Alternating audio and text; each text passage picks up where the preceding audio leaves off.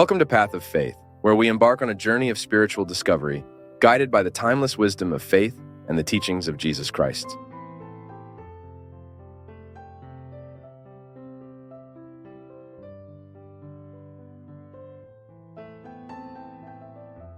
Elkanah was a Levite who lived in the territory of the Ephraim tribe.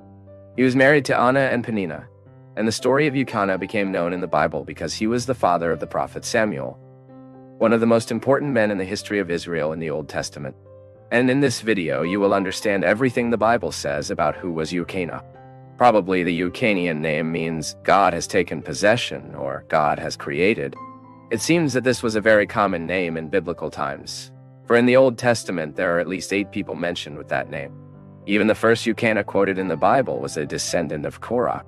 That Korah, which is mentioned in the Pentateuch in the book of Exodus in chapter 6. But undoubtedly, the Elkanah best known to all readers of the Bible is that this Elkanah is mentioned in the Bible in the first 2 chapters of Samuel's first book.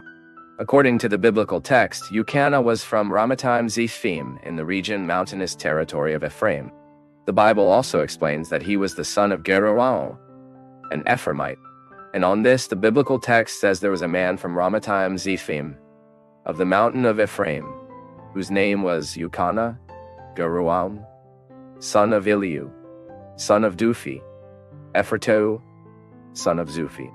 But although Elkanah was a man of Ephraim, his origin line was Levi's tribe.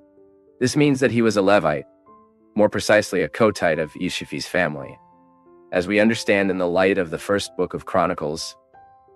And some people think there is a contradiction at this point in the biography of Elkanah.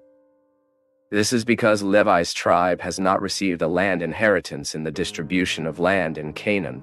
In fact, they were assigned to the Levite cities that were spread throughout the territories of the other tribes of Israel. So, Elkanah, it was an Ephraimite by a place of origin, but levitated by offspring.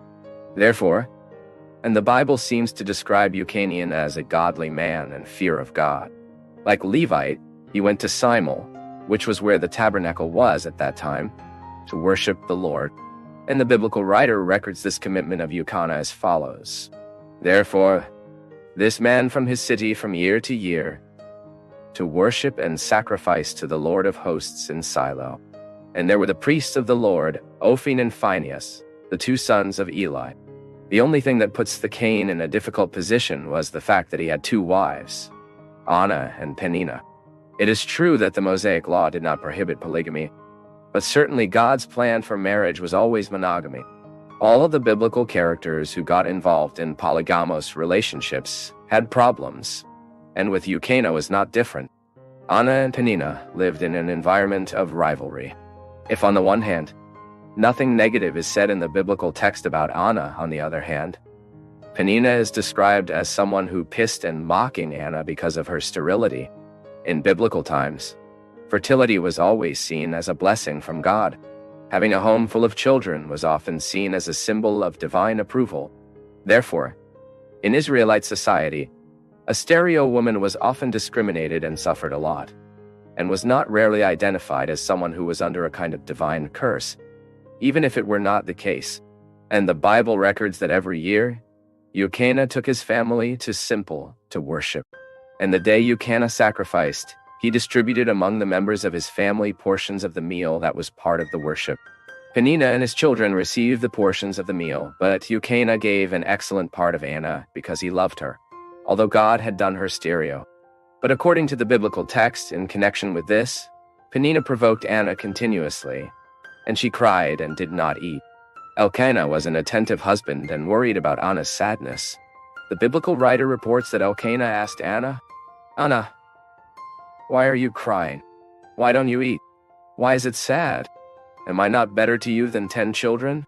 And it was in one of these visits to Silo that Anna, Elkanah's favorite wife, prayed to God asking for a son. In her prayer, Anna promised that she would return her son received for full service to the Lord. Then the Bible says that God answered Anna's prayer and he opened the mother. Thus Anna and Elkanah became parents of the prophet Samuel, one of the most notable men in biblical history. And when Samuel was weaned, Anna and Elkanah handed Samuel to the high priest Eli so that he could be educated in service to the Lord. And then from year to year, Anna visited Samuel when Elkanah went up to Silo to offer the sacrifice annual. The biblical text also says that the high priest Eli blessed the Elkanah and Anna, asking the Lord to give them offspring. And finally, the Bible ends the story of Elkanah stating that God visited Anna, and she gave birth to other children and daughters of Elkanah. About this, the biblical text says, "Then they came home, and the Lord was kind to Anna. She became pregnant and gave birth to 3 children and 2 daughters. Meanwhile, the boy Samuel grew in the presence of the Lord." And if you enjoyed knowing the story of Elkanah in the Bible,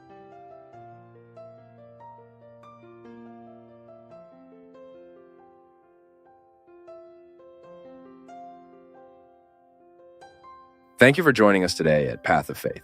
Your engagement means the world to us. So please take a moment to leave your comments, like this video, share it with friends and family, and subscribe for more enriching content.